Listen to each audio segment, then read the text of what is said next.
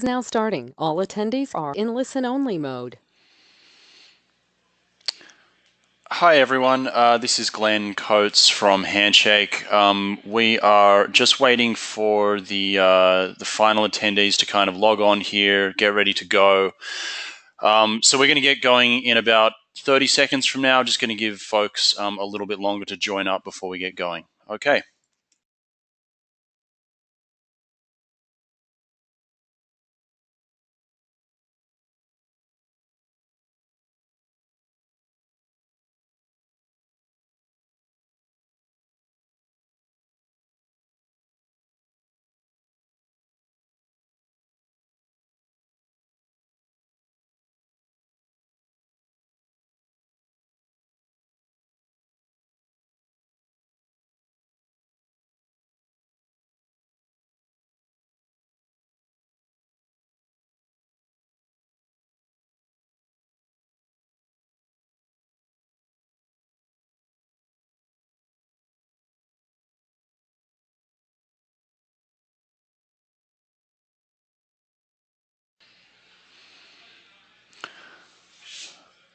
Okay, let's get started here. It seems like a lot of folks have actually connected in now.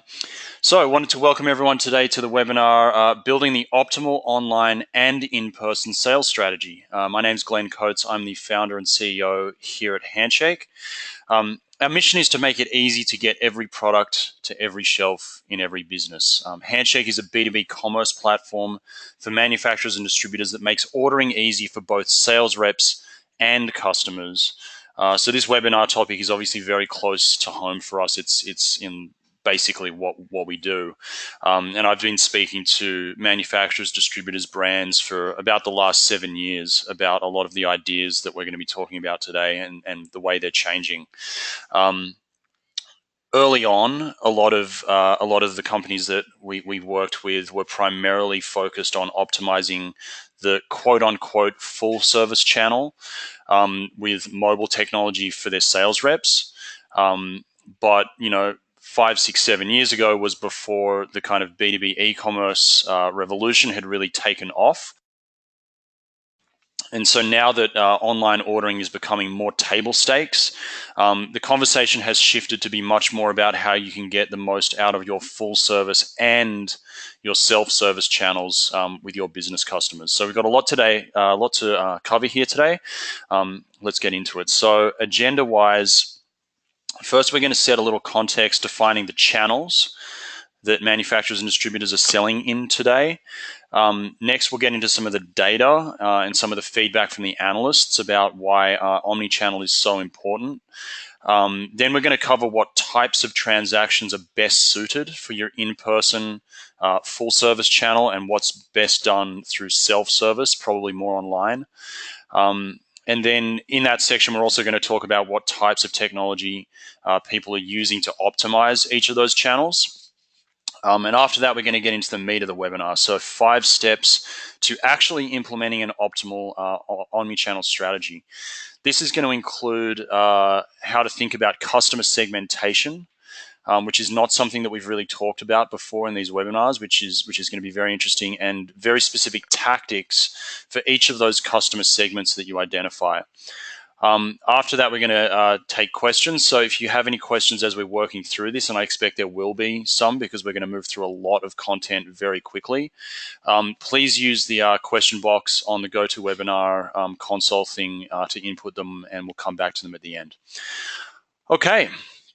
So going to market. So to set some context, we need to define upfront how manufacturers and distributors are currently going to market and set up the terminology we're going to be using during this webinar. There are lots of things that are still kind of shaking out in terms of the way this space is being described. So amongst analysts, amongst folks in the industry, people use terms like omnichannel and online in different ways. So I want to make sure we're being very clear about how we talk about those kind of terms today. So kind of drawing some bright lines, 3 go-to-market approaches that we're going to talk about today are, the first one is full service, which I've already mentioned. Full service is really your sales-driven channel where your reps are interacting with, selling to your customers For the most part, in person, although of course, inside sales falls into this as well. The next is self-service, which is really customer-driven ordering. And while previously customer-driven ordering was mostly happening kind of phone, fax, email, for many companies, this is now happening online. And growth is kind of starting to become quite rapid in this self-service channel, and that's where we're seeing probably most of the momentum. And then finally, you have what we call the omnichannel approach, which is a hybrid of the full service and self-service models, right? Kind of bringing both of them to bear for different customers and different times.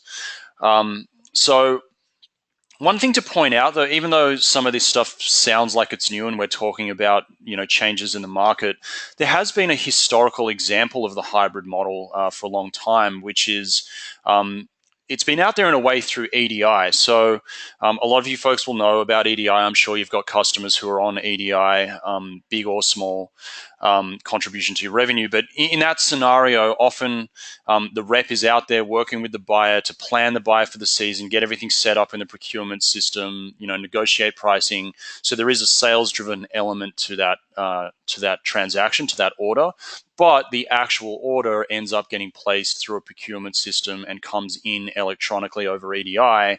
And so that is a kind of a historical example of a kind of hybrid approach where both sales and customer-driven ordering are involved.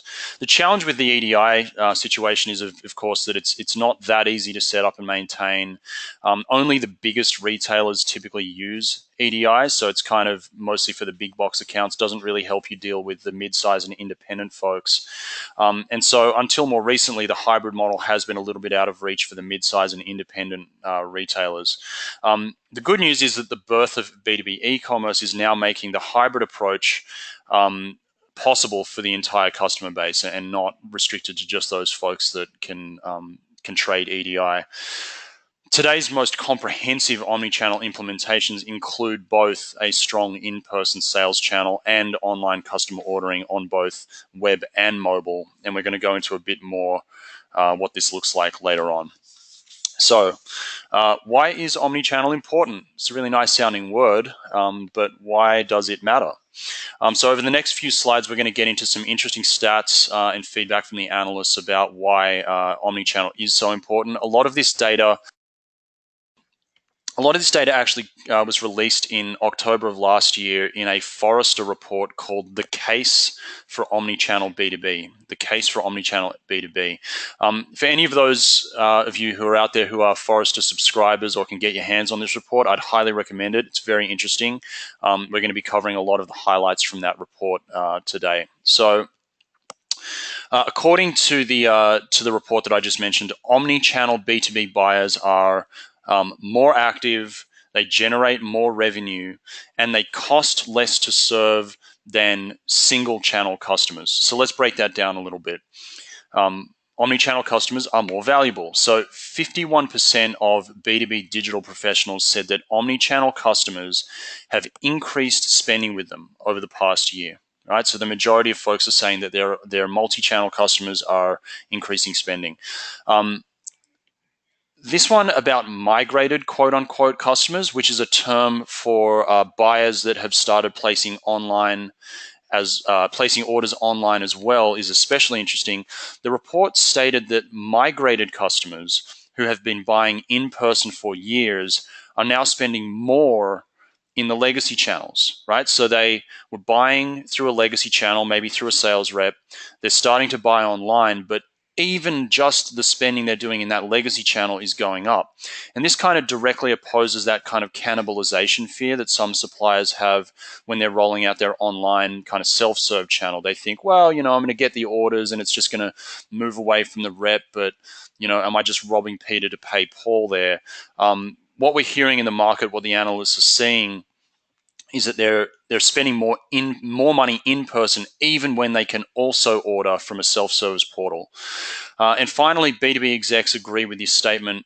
Customers you have migrated to self-serve product purchase environments spend more money in total after they migrate online by a factor of 4 to 1. right? So the folks who've done this are saying by a factor of 4 to 1 that folks are spending more after you give them some choices and give them a couple options about how they're going to interact with you and buy from you. So we see a lot of the additional value in the omni-channel customer being driven by the introduction of that self-service channel, right? Specifically the product discoverability that results from it. According to a survey we ran last summer, 50% of B2B respondents who had online ordering in place noticed that their buyers were discovering new products and or ordering in new product categories, right? So they're buying stuff from you that they haven't bought before. 34% saw an increase in the average order value from B2B commerce. And so if we look at kind of cost savings, which is the other side of the coin, it's always good to sell more, but what is it costing us?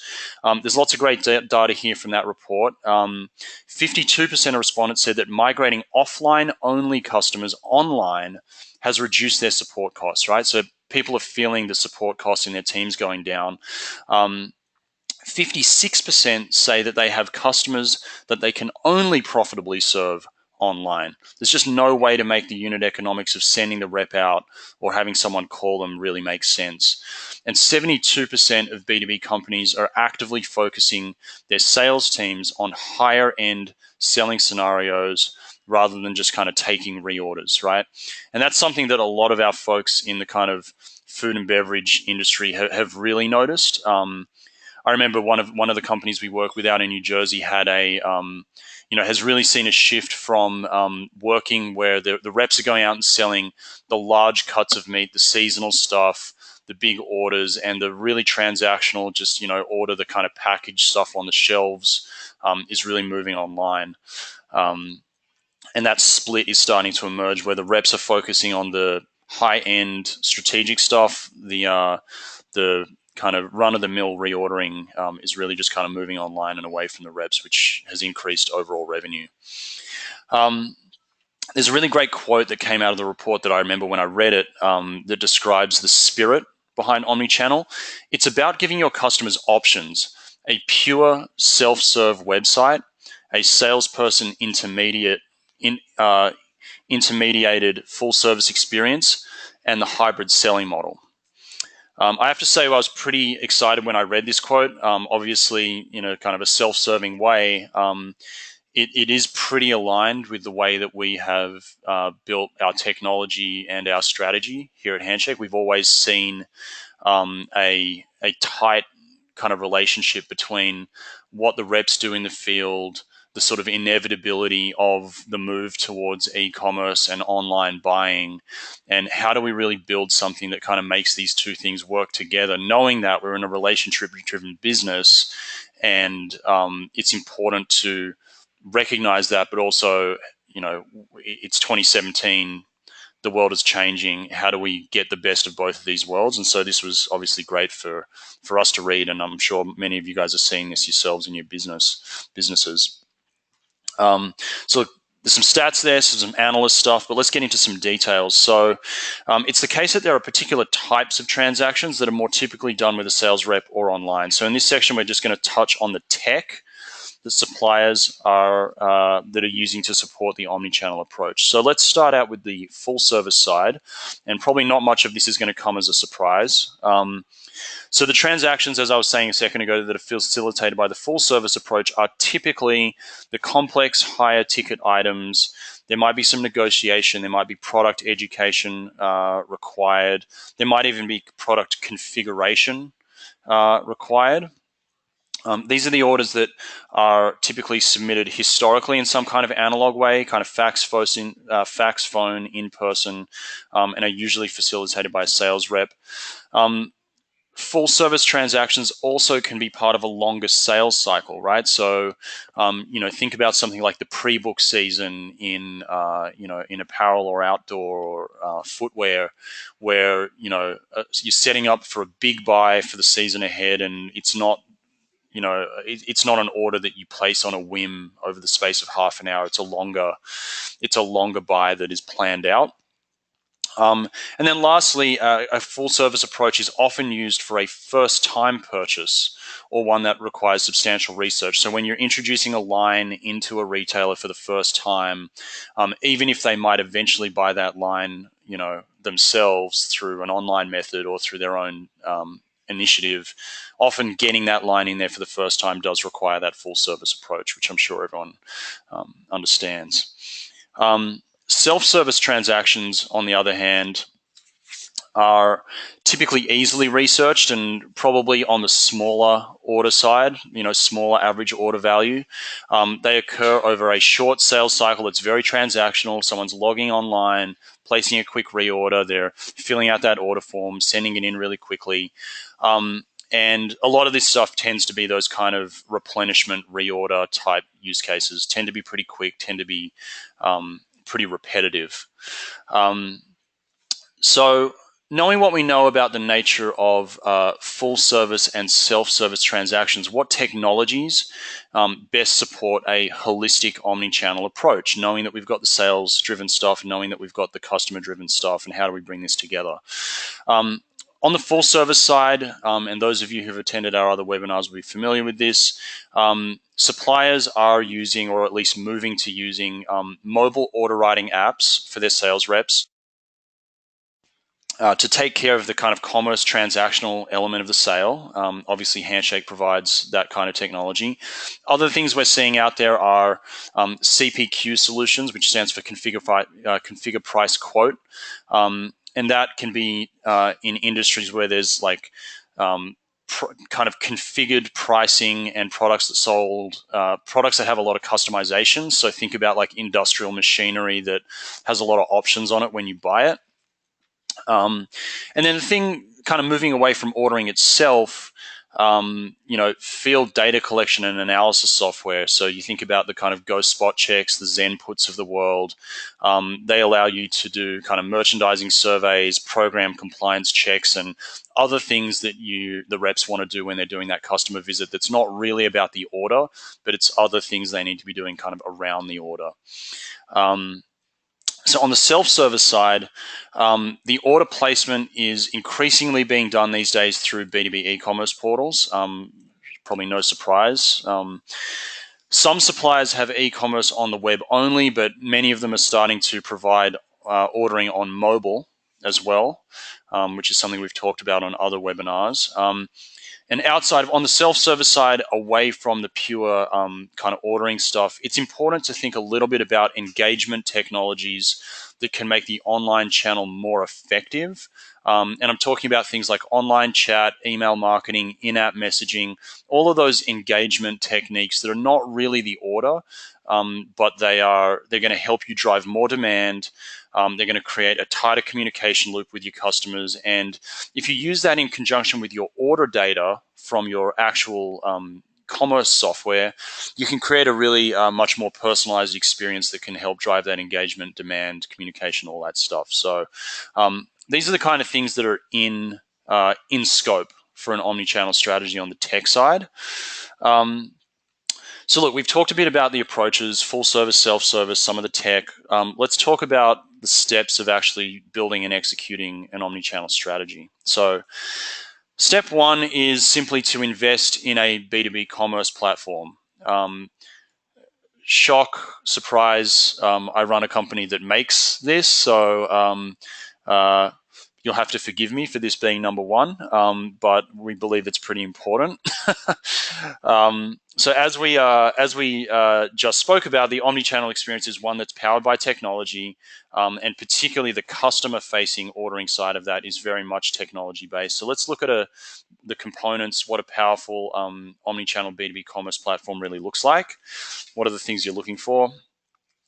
So at the core of at the core of an omni-channel strategy is the ordering, the transactional sale itself. This means that the foundational technology in an omni-channel strategy is one that supports the actual commerce, whether that's self or full service.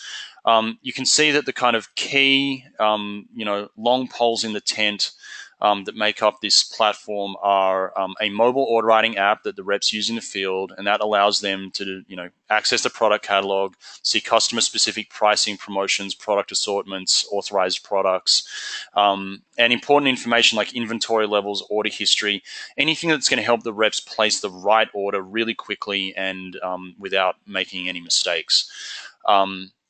And aside from all the information I just mentioned, of course, the mobile order writing app has to let you write the orders that then, as soon as they're placed, get sent back to your back office for processing and fulfillment.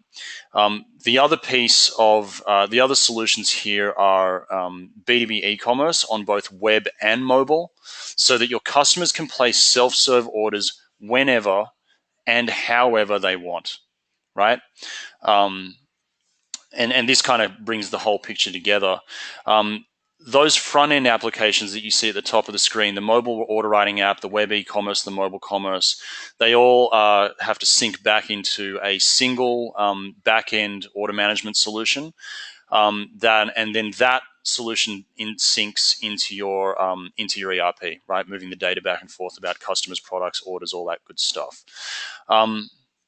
These are the kind of components that need to be in place, but it's important to mention that the platform itself needs to be customizable.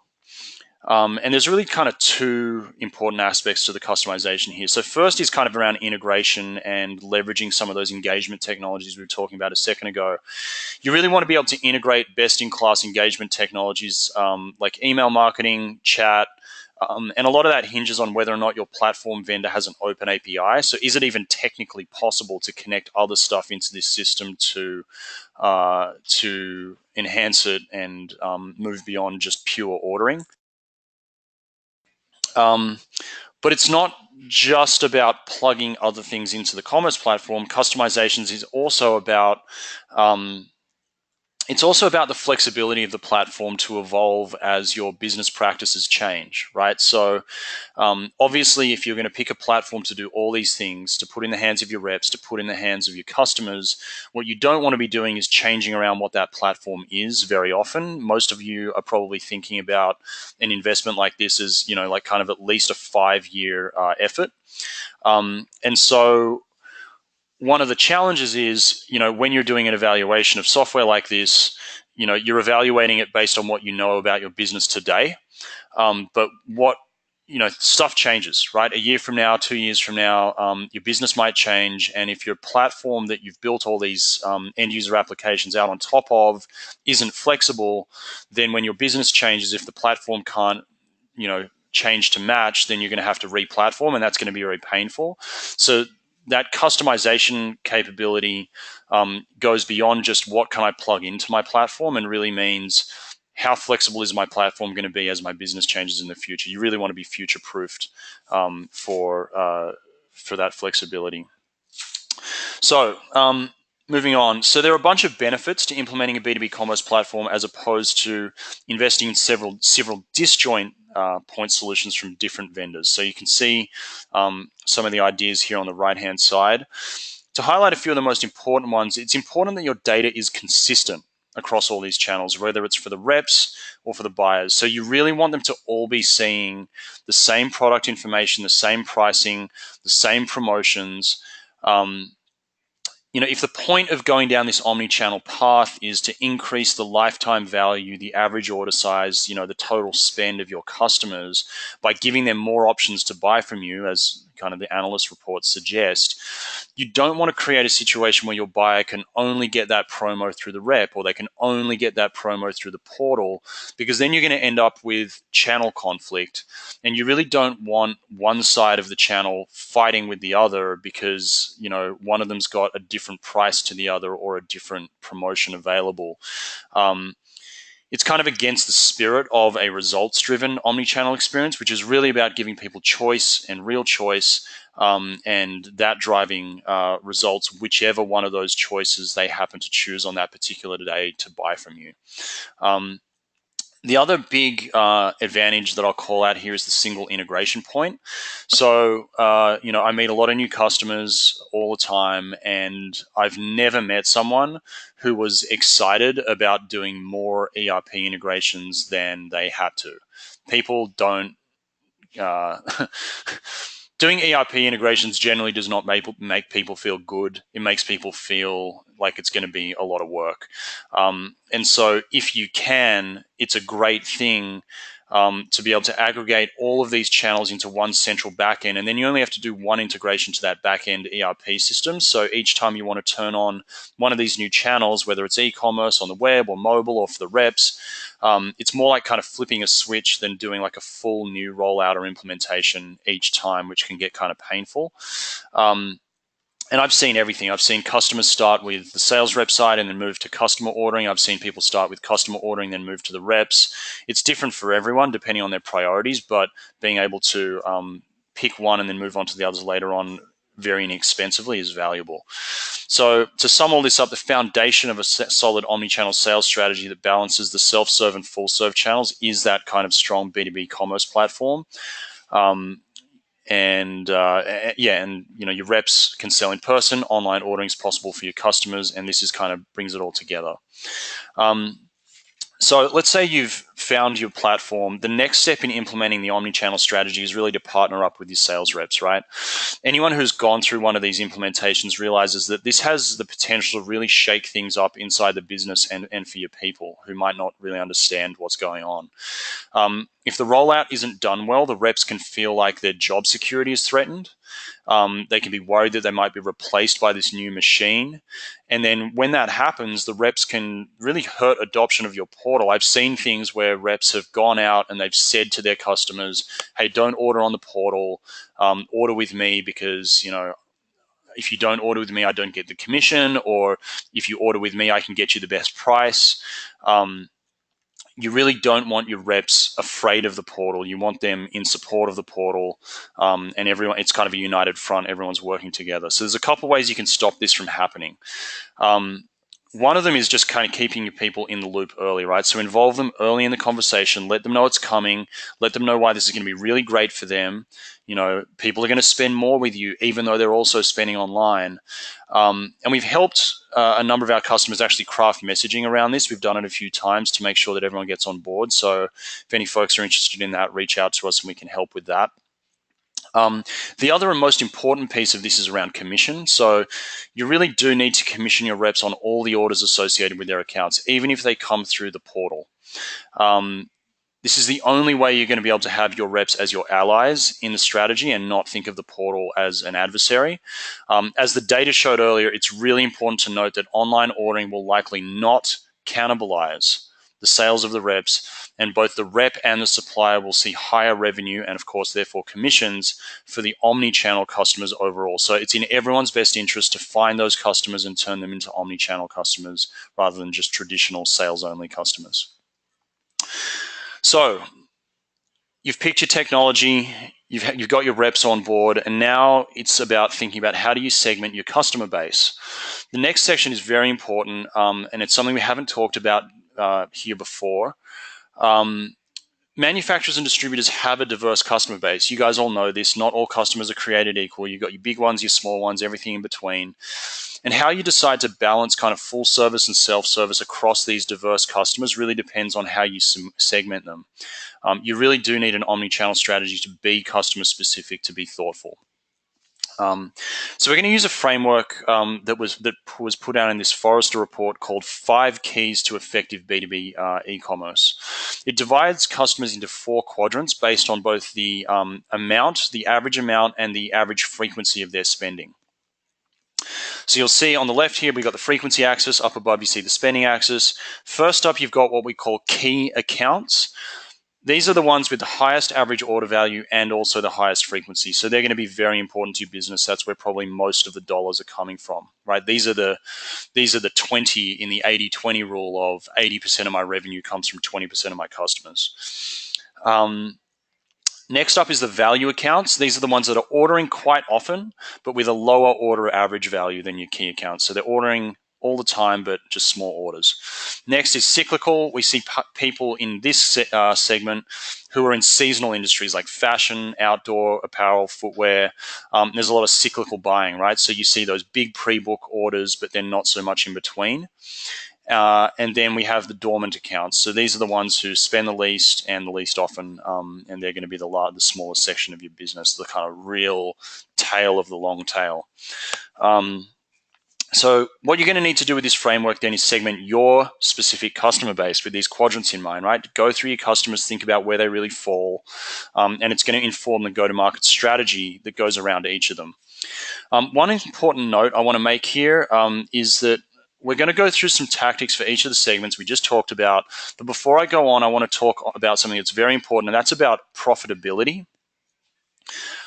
So while the framework that we just laid out is going to get you a lot of the way there, the truth is without layering on profitability, customer profitability, route profitability, you aren't able to accurately analyze the customer landscape. So let me give you an example. Let's pretend I sell toasters, and let's say, for the sake of simplicity, let's say I sell them each for $1.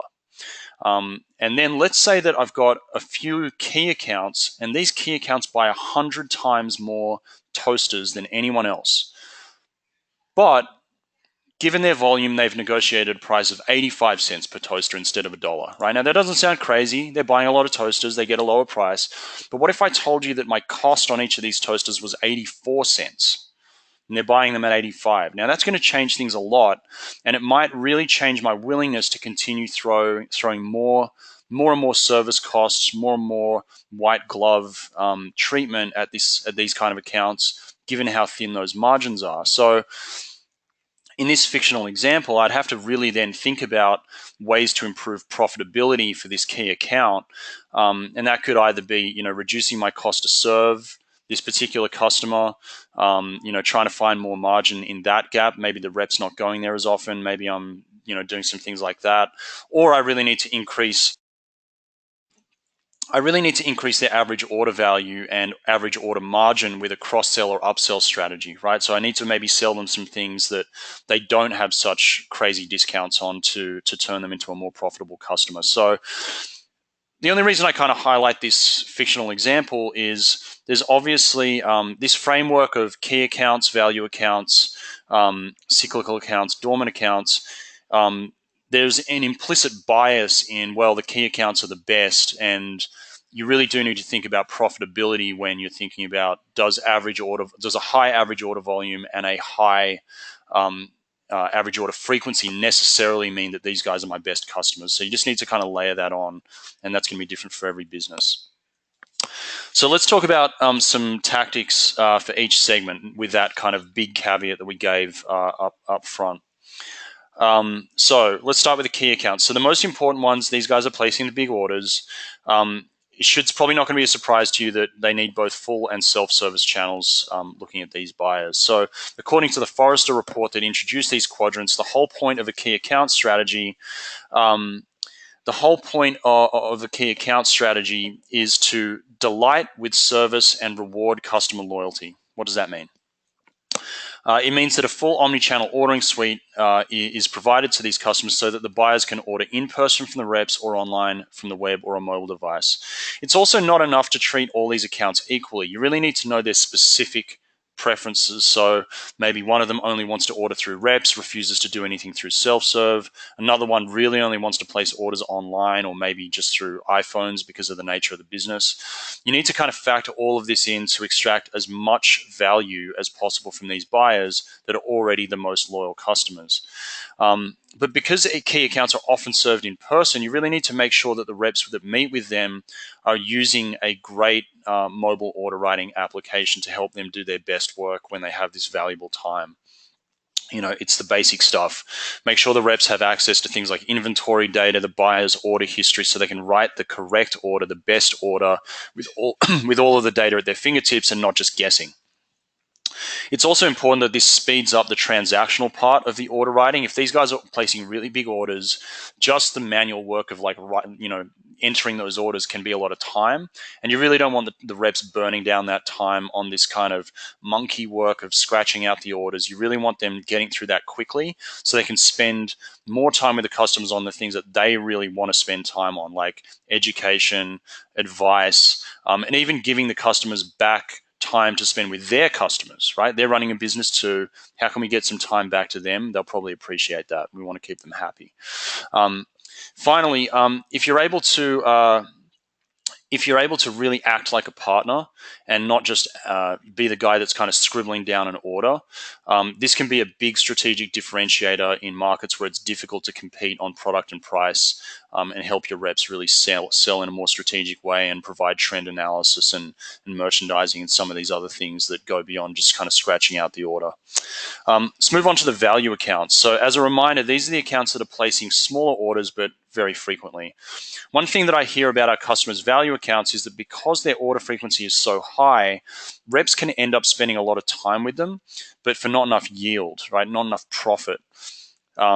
This is why it's particularly important for some of these accounts to start moving online. The primary objective, according to Forrester, for your value accounts is going to be pushing for cross-sell and upsell to drive up that average order value and hopefully move them more towards the characteristics of a key account.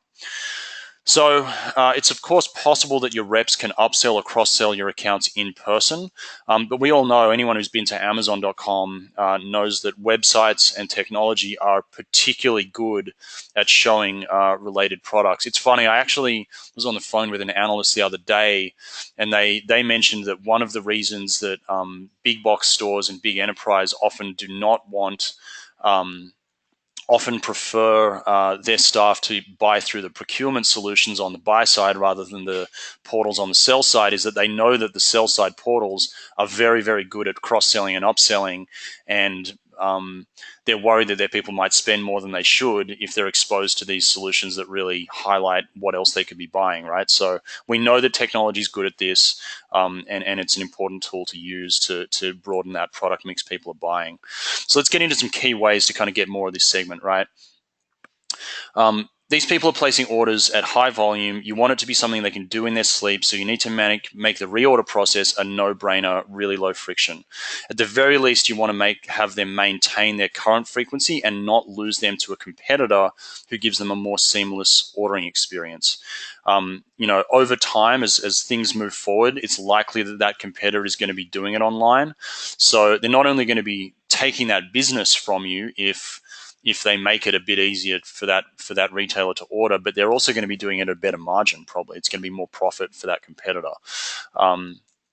So the easiest way to do this is just to provide a really simple but powerful online ordering experience, including a feature where they can easily duplicate a past order for faster submission, or they can use like an order guide to quickly order their most frequently needed products or favorites, right? Let's not make them dig through 10,000 products to find the 5 that they really need to get to if we can tell what those 5 are from their order history. Let's make that really, really easy. The value accounts, probably more than any other category, are the most obvious fit for mobile ordering. Mobile ordering is really all about productivity. So if your buyers are spending buying a lot of their products from you, a lot of the time they might be doing it walking around the store or in the storeroom, which means they're going to be doing it not from behind a desktop computer. They're doing it kind of shelf side while they're taking inventory and just kind of, walking around the store. These little replenishment orders can be coming in many times a week. A quick note on this, if you're going to give your customers mobile ordering access, it really does need to be done through a native mobile app. A buyer experience through a native app is far superior to that of a mobile optimized website. It's kind of a discussion for another time. Just need to mention that, barcode scanning, the ability to work offline, having the app be really fast is critical if someone's going to be ordering from the storeroom or deep in the store. They really can't be waiting for that website to load. We've talked about that on other webinars, so I won't spend too much time on it today. The final thing on the value accounts is anything you can do to drive discoverability, which in turn increases average order value. We talked about this a second ago, right? So simply having online ordering in place can often just do this automatically, right? So one of our customers is Roland. They're a big music and pro audio company, one of the handful largest in the world. The way they talked about this was that their sales reps are often going into these stores. They want to obviously make their number, make their commission. So they're focusing on the big ticket stuff, like selling an $8,000 piano or, guitar amps. They want to focus on the big stuff. When Roland introduced B2B e-commerce, they noticed that all of a sudden the dealers started ordering items that the reps were really not talking about, right? We're talking about less expensive stuff like headphones, guitar picks, cables, things that are much less expensive, but at volume, they really make a difference. And it's hard to put those kind of items on the rep's radar, even though the retailer may be totally interested in ordering them, if they're even aware that you're offering them. There are, of course, more targeted things you can do to just drive discoverability, like using their order history to make specific suggestions. And you can also optimize the browsing experience in a way that facilitates discovery, or automate this with email marketing, right? Send targeted communications about new products, complementary products, things that they need to know about based on their order history. So let's move on to the cyclical accounts. These accounts are the ones that are placing the big orders, but not very frequently, the seasonal guys, right? You can see here that the self-service and full-service approaches are necessary for your cyclical accounts. These guys often order at trade shows or in appointments to book their big pre-season orders. But anyone who works in apparel, outdoor, any of these industries knows that they really do need a self-serve mechanism to place those in-between orders, those at-once orders between those visits. We recently started working with Gerber Gear, which is a big knife manufacturer, with this exact use case, right? They wanted the mobile app in place so that their reps can have a really great full service channel at the trade shows, but then they needed e-commerce in place to capture those at-once orders in between the FaceTime the reps have twice a year at the shows.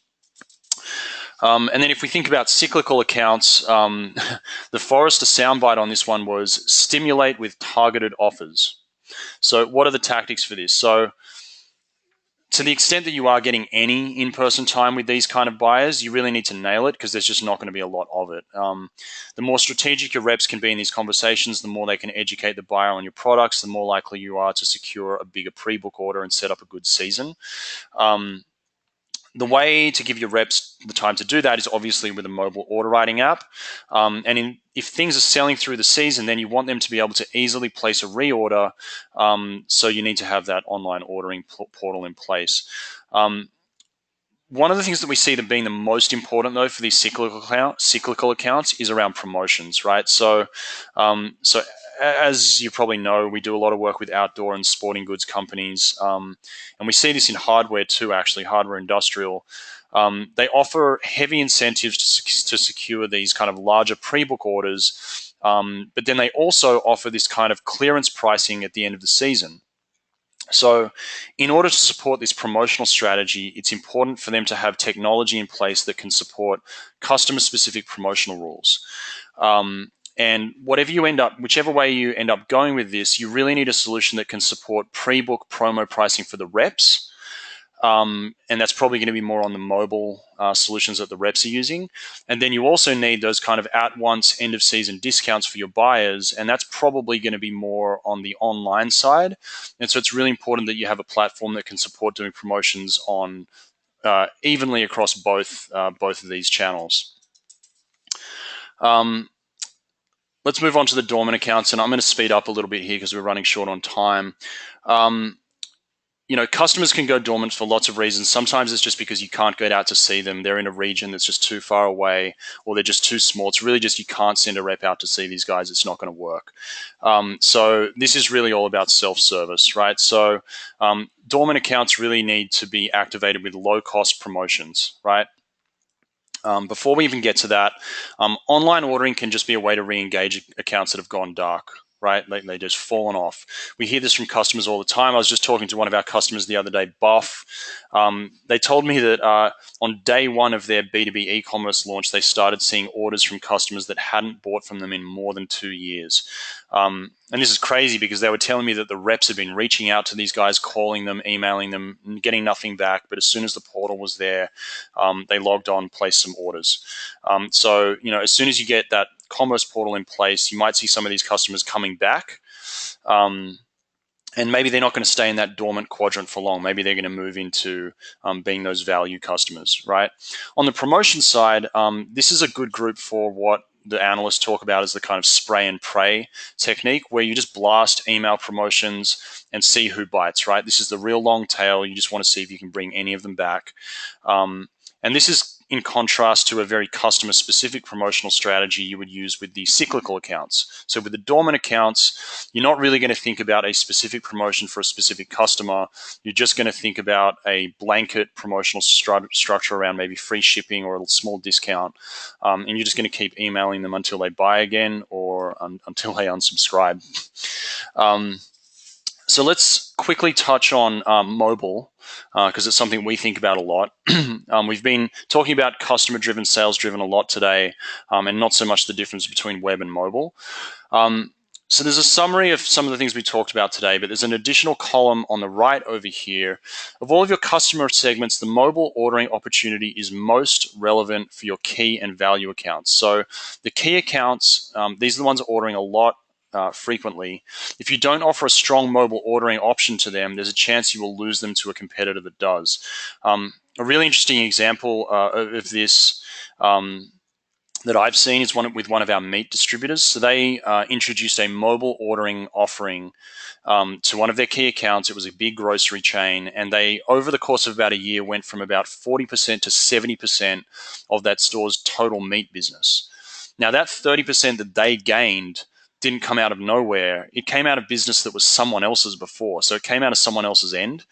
But our customer was just able to make the same product available much more easily. And mobile was how they achieved that. Another thing that's important to think about with your mobile commerce strategy is the decision around investing in hardware. So I see a lot of our customers provisioning their key accounts with mobile devices, right? Like actually going out, buying an iPhone, buying an Android device, buying an iPad, and just giving it to them, because they're spending so much that if they can move the needle on that business by even 1% or 2%, that few $100s for that hardware device is just a total no-brainer. So that's one way. The value accounts, you're probably not going to go and buy an iPhone for, that next tranche of customers. That's probably going to be a little bit more bring your own device. But in that category, it is critical that the reps go out and help those value accounts get going with that mobile app, even if you're not providing the hardware, so that you get good adoption and you get the results you're looking for. All right. So step 5, setting up the machine. It's really important to have strong links between the full service and self-service channels. So some specific tactics. You need to make sure that anyone customer facing, your reps or your customer service team, really knows the ins and outs of your customer ordering portal, right? Just because they're not the ones buying through it doesn't mean they don't have to know it. They really need to be able to help troubleshoot questions that come up from your buyers in case any friction arises. You don't want that bad first-time user experience. You need your folks to be on board and helpful. You also really need to align the efforts across your sales, marketing, and customer service teams. So what I mean by this is, if your marketing team sends out email campaigns to your buyers, make sure that your sales reps and CS team has been informed, right? That way they can make sure to honor those promos, or if your buyer has questions, your reps and your back office team really know what's going on. This is just basic communication stuff. Information should also be flowing from your reps into headquarters as well, right? So if they negotiate different pricing, you really need to make sure they've got a way to update that in your online ordering portal and in your back-end systems going forward, so you don't end up getting that inconsistency between, well, I've got one price in one system, but not in another. You also want to encourage replenishment orders to come through online ordering if they aren't already. So we have one company on board called Noon, which is a sports hydration company that has a lot of that has had a lot of luck with this online ordering approach. And they actually told them that this was a new policy, right? So that the reps told them like, hey, we're placing this order now for the season, but when you want to reorder, you really need to go online to do it, and that's a policy. I think they also sent out a cardstock mailer that markets your portal in markets the portal in their shipments, right? So when they're shipping product in, they put a card in the shipment that says, hey, when you want to reorder, here's how you do it. Go online, and just help encourage them see how that's going to work. You should also take advantage of your trade shows and your customer conferences where you have that FaceTime, set up a computer, show them how to use the portal, walk them through some orders, really train them, get them comfortable, and get them excited. And then email marketing is also a big one. You should be setting up campaigns that notify buyers on new product launches and promotions and drive buyers to buy online from those emails. Encourage them to get that same promo offer through the rep, right? Like tell the rep to tell them, hey, go online and, if first order online, you get free shipping, something like that, right? Get everyone on board with driving the move online.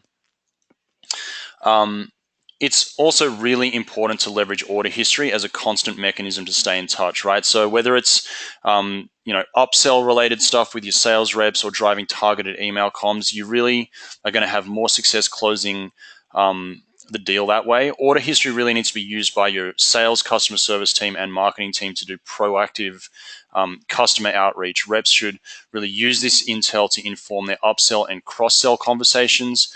And your customer service team can send out a quick note to remind buyers when it's time to place maybe a standing order that the data is telling you should be coming in right about now. Okay, that was like a lot of content, guys. Thank you for bearing with us as we kind of unloaded that on you.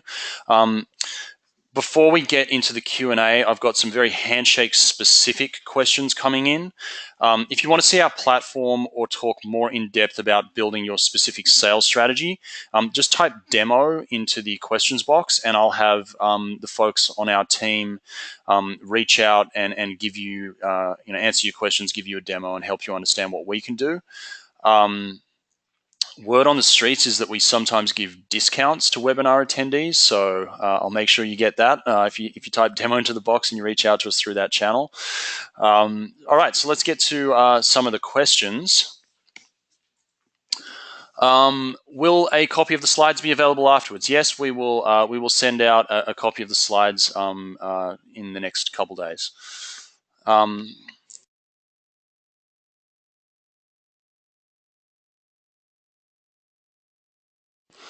Okay, and there's a question here. It says, we are struggling with attribution modeling through our online marketplace for furniture discovery. Could you share your knowledge about attribution modeling, right? So I'm going to assume that this is essentially like a faceted search question. How do you set up the right facets for allowing people to discover the right products? Honestly, I think the right answer for anything is usually about analytics. So I've been surprised many times in my career about the difference between what my instincts were about the way people would buy and what turned out to be true. I think you know your business well. You probably understand from customer conversations what are the questions people ask when they're trying to narrow down on the products they're buying. The questions that they ask should funnel pretty directly into the way you set up their attributes in your product catalog, but then just make sure you've got analytics on them, and that'll help you get to which ones customers are really using and which ones aren't. I just realized as I'm answering this question that this question may have been through the lens of marketing attribution modeling. That's a really complex topic. Multi-channel marketing attribution is a hell of a beast. We should probably take that one offline. If you want to write to us, we can engage with you after the webinar. Okay, one of the questions here is why Handshake is a chosen platform and not Salesforce, SAP, Hybris, IBM, or Oracle? What's your value add over these established players? Well, how long have you got? So the specific players mentioned there, Salesforce, SAP, Hybris, IBM, Oracle. I'd say probably the biggest differences between us and those platforms are a couple of things. One is most of those companies are pretty much back-end oriented companies. They're traditional enterprise businesses. They've been around for a long time, very stable. But the technology orientation is mostly back-end. Handshake is mostly a mobile-first company. We also spend a lot of time on the web. One of the big differences between us and these companies is this is a very mobile first world, right? You know, what reps need in the field, what customers need in the field is already very mobile and is becoming much more so. The big enterprise companies are doing their best to get into mobile, but obviously they're a bit slower to move than smaller companies, and so that's a challenge. The other thing, and I'll just say this with, take this with a grain of salt. Big enterprise companies don't typically come from a product DNA that is heavily geared towards user experience. And what I mean by that is, the SAPs, the Oracles, the Salesforces of the world. These technologies are typically deployed into teams where the team doesn't really have a choice in using those technologies. So if you work at a company where Oracle is the ERP and you are in, accounts or something, you don't get to choose if you want to use the Oracle system. You have to use it. There's no choice.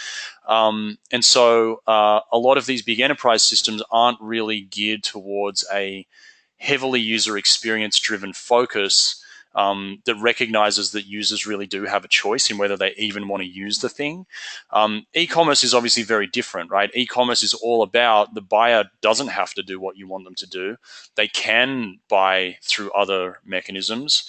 And if your portal or your mobile app isn't ultra user-friendly, then they just won't use it, and you can't make them use it. And so that's a bit of a DNA shift for big enterprise, right? They're not used to that that scenario of hey, I don't have to use your thing if I don't want to. And the software design kind of reflects that. And so I would say mobile and heavy focus on ease of user experience is probably the big two differences that we have to those companies.